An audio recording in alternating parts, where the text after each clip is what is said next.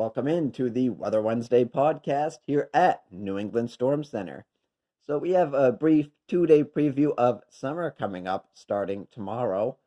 This is being set up really by a combination of two big things.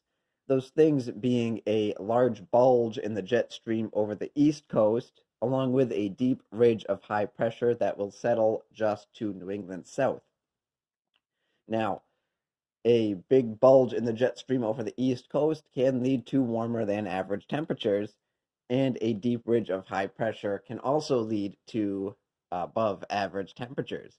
But when you have a deep ridge of high pressure that settles inside of a big bulge in the jet stream, you can get summer in April briefly, and that's what we're going to have, a 2 day preview of summer.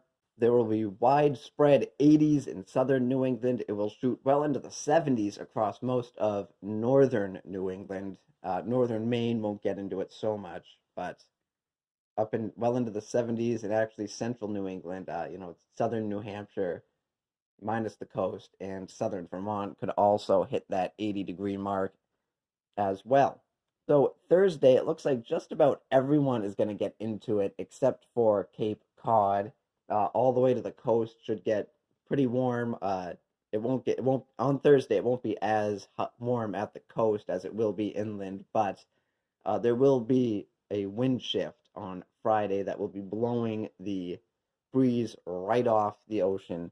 So on Friday, the immediate coast will be much cooler, and it will cool off further inland than the immediate coast on Friday.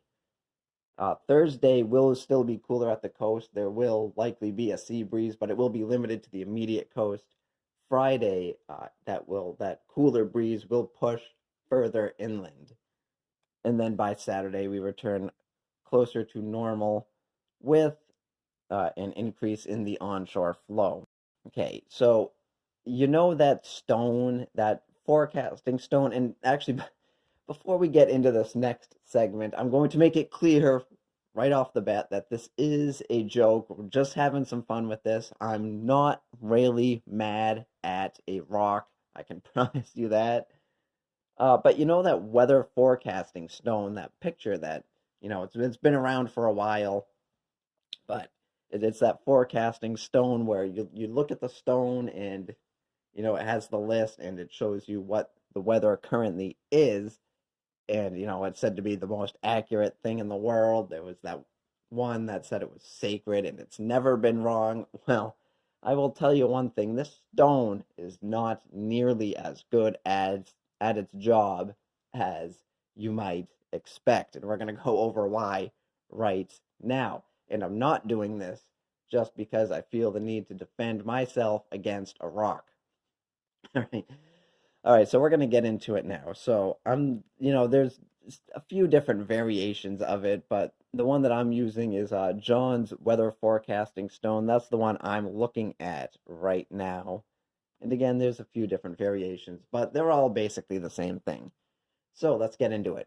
John's Weather Forecasting Stone says condition: if the stone is wet, then the forecast is that it's raining, which this is more of a nowcast. It's not really a forecast. It's not predicting what the weather's going to be. It's showing you what the weather is right now, which there's that old saying that if you want to know the weather, just look out your window. So you could do that and you could just do that. You don't have to look at the stone. If you want to know what's happening right now, just look out your window, right?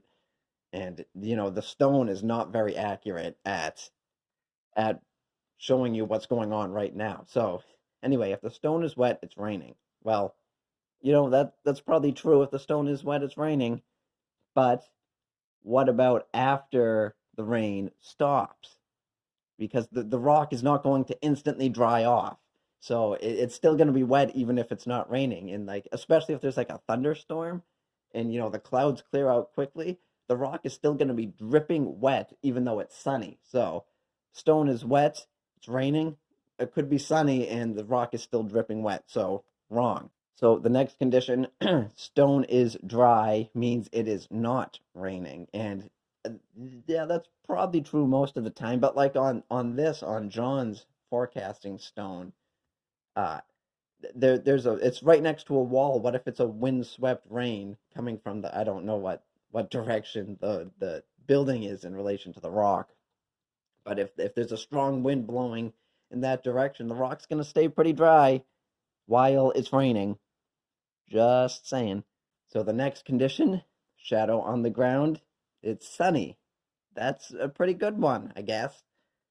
The big problem with this one, with this particular weather forecasting stone, is that again, it's right behind a building. So when the sun goes behind the building, the building blocks the rock from the sun and it will not produce a shadow. I realize this will not be a problem for all of the forecasting stones, but for this one, it's a problem. If it's white on top, then it is snowing. This kind of plays off the rain one, where after it stops snowing, there's still going to be white stuff on top of the rock. And again, it could be sunny with the snow still on the rock. And, if you go into a big cold spell after the snowstorm, which, here in New England, we often do in the middle of winter, is it gets very cold after snowstorms. That snow on top could be there for it could be there for a while. And it's a week after the snowstorm. Guess what? There's still snow on top, but it hasn't snowed in a week. Also, if there's a blizzard, then the snow will not accumulate on the top, that light, fluffy snow that blows around really easy in the strong wind. There's not going to be any snow accumulating on that rock. It's just going to blow right off. So it could be snowing and you don't get snow on the rock. If you can't see the stone, then it's foggy. Yeah, it would have to be pretty stinking foggy to block out the stone.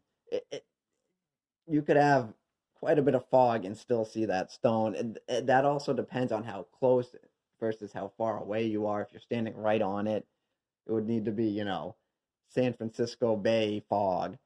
But if there's just a little bit of fog in the air, guess what? It's foggy and I can still see the stone. Of course, if you're, 1,000 feet away, then you probably won't be able to see the stone because there'll be stuff in between. But that just doesn't work out. Swinging stone means that it's windy.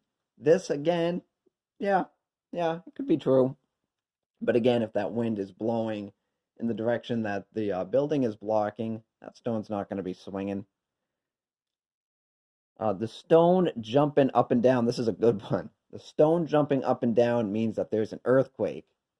Now, if there's an earthquake, I'm pretty sure the stone is more likely to be swaying back and forth, or maybe going in like a circular elliptical. And I watched an earthquake simulation recently, and it showed about what happened inside of a house during an earthquake, and it had one of those lights inside the home that was on like the string hanging down, and I would think that the rock would behave like that. And it was swinging around and going around. It was not jumping, straight up and down like you might see in a cartoon. So I don't think that one's very accurate.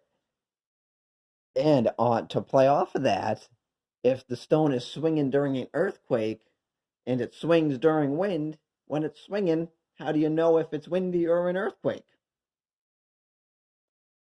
Now, you could say, well, you can just feel it if you're outside. You can either feel if it's windy or if you're getting thrown all over the place from an earthquake. But that's not the point of the weather forecasting stone. You're supposed to be able to tell what's going on based on the stone alone, not based on what you can feel. So, how are you supposed to decipher between earthquake and wind? Okay, so the final one is stone gone tornado. Again, that could be true. But if it's, maybe an EF0 tornado, a very weak, brief EF0 tornado, that rock could still be there. What if the rock gets stolen? So I don't think the stone being gone should immediately indicate that there was a tornado that's gone through. I think that's a little extreme. Now, you may say to yourself, who would steal a rock? Well, I would say, don't be surprised what people do. So again, so we debunked the stone is wet, stone is dry, shadow on the ground, white on top, can't see the stone, swinging stone, stone jumping up and down, and stone gone. Oh, and look at that, that's all of them. So John's weather forecasting stone, a perfect weather forecaster, I think not. So forecasting tools, forecasts can be less than perfect. They can be inaccurate every once in a while, but this rock is not much better. And again, it's not really forecasting. It's more telling you what's happening right this second, which you can just look out your window and see. And just looking out your window and seeing will be much more accurate than looking at this stupid rock. All right, so we are going to move on to the resort roundup now after that ridiculousness. So in the resort roundup, we are down to just the big resorts in the greens, the whites, and the main mountains. Wachusett did close on Saturday. They were the final one in southern New England. So now it's just a matter of when do these big guys start to close. There's going to be more closures this weekend, especially as we get this our first prolonged warmth of this spring. So we're down to the final 15. Again, we monitor 42, and we have exactly 15 left that are still open as of the second weekend in April. And Killington recently, they announced that they measured over 350 inches of snow on Superstar. That is mostly man-made snow. The resort has reported less than 200 inches of natural snow this season. So that's mostly man-made snow, and that's how Killington. That's how they push so far. They can beat some resorts out west. They can beat some years. They're not going to this year with all the snow they've gotten out there, with all the natural snow they've gotten out there in the west. But that's how such a small mountain here in New England can push well into May and even into June. They made it to June 4th last year, and they just hammer that one trail with snowmaking, and that is how they push into June. I think they're going to make it into June again this year. I really do. I think they're going to make it to at least the first weekend in June this year. I really do. Despite the fact that they haven't gotten as much natural snow as they usually do so far. Of course, mid-April up in the mountain, they could get a few more inches of natural snow. We'll see. But it is we're starting to warm things up now, so the snow melt is going to be accelerating. So that is the resort roundup. As always, you don't have to wait until Wednesday to get the resort roundup. I post the update on the resort roundup on Monday at newenglandstormcenter.com. Just head over to the resort roundup tab and you can see the update. You can see the map of the resorts that are open. You can see a list of the resorts that have closed and when they've closed. So with all of that said, that is going to do it for this edition of Weather Wednesday. So thank you for watching. Thank you for listening. As always, keep it right here. Keep it at newenglandstormcenter.com, and you will hear from me again next Wednesday.